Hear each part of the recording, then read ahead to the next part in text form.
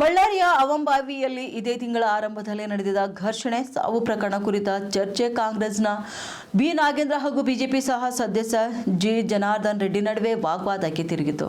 ವಿಧಾನಸಭೆಯಲ್ಲಿ ಮಾತನಾಡಿದ ಜನಾರ್ದನ್ ರೆಡ್ಡಿ, ವಾಲ್ಮೀಕಿ ಸಮಾಜದಲ್ಲಿ ಶ್ರೀರಾಮುಲು ಮುಂದೆ ನೀನು ನಾಯಕನಾಗೋಕೆ ಆಗೋದಿಲ್ಲ, 100 ಜನ್ಮ ಹುಟ್ಟಿ ಬಂದರೂ ಕೂಡ ನೀನು ಲೀಡರ್ ಆಗೋಕೆ ಆಗೋದಿಲ್ಲ ಎಂದು ಗುಡುಗಿದ ಪ್ರಸಂಗ ವಿಧಾನಸಭೆಯಲ್ಲಿ ನಡೆಯಿತು. ಇನ್ನು ಇದರಿಂದ ರೊಚ್ಚಿಗೆದ್ದ ಬಿ ನಾಗೇಂದ್ರ ಮೇಜುಕುಟ್ಟಿ ಸವಾಲು ಕೂಡ ಸ್ವೀಕಾರ ಮಾಡಿದ್ದಾರೆ. ಹಿಂದಿನ ಚುನಾವಣೆಯಲ್ಲಿ ಬಿ ಶ್ರೀರಾಮುಲು ಅವರನ್ನ ಸೋಲಿಸಿದ್ದೆ, ಮತ್ತೆ ಮುಂದೆ ರೆಡ್ಡಿ ಅವರನ್ನ ಸೋಲಿಸ್ತೇನೆ ಎಂದು ನಾಗೇಂದ್ರ ಹೇಳಿದರು. ಇನ್ನು ಜನಾರ್ದನ್ ರೆಡ್ಡಿ ಸವಾಲು ಸ್ವೀಕರಿಸಿದ ನಾಗೇಂದ್ರ, ವಾಲ್ಮೀಕಿ ಸಮಾಜ ನಮ್ಮ ಸಮಾಜ, ಇನ್ನು ನಮ್ಮ ಸಮಾಜದ ಜನ ನಮ್ಮ ಜೊತೆಗೆ ಇದ್ದಾರೆ ಎಂದು ತಿರುಗೇಟು ನೀಡಿದ್ದಾರೆ. ಇದಕ್ಕೆ ಪ್ರತಿಕ್ರಿಯಿಸಿದ ರೆಡ್ಡಿ, ಗಲಾಟೆಯ ಸಂದರ್ಭದಲ್ಲಿ ಪೆಟ್ರೋಲ್ ಬಾಂಬ್ ಹಾಕೋಕೆ ಮುಂದಾದ್ರು.